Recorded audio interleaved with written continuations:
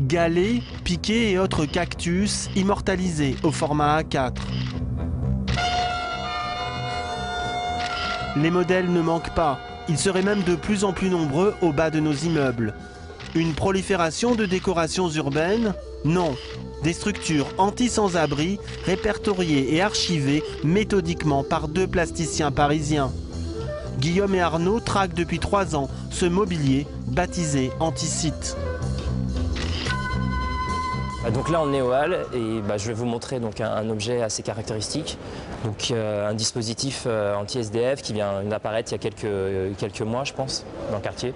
Il y a plusieurs styles en général, là ça ressemble un peu à des barreaux de prison on pourrait dire, ou des rampes. Ça, c'est un modèle particulièrement intéressant. C'est un modèle qu'on ne voit pas forcément tout de suite.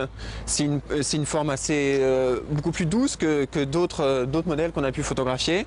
Donc c'est un simple pan incliné qui pourrait se douter que c'est un objet répulsif.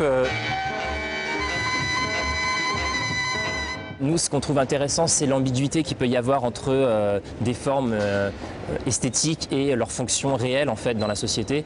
Donc là, par exemple, on voit qu'ils ont repris un peu la forme de la rampe. Donc il y a des jeux comme ça formels qui sont mis en place et qui servent en fait à masquer la fonction réelle de l'objet.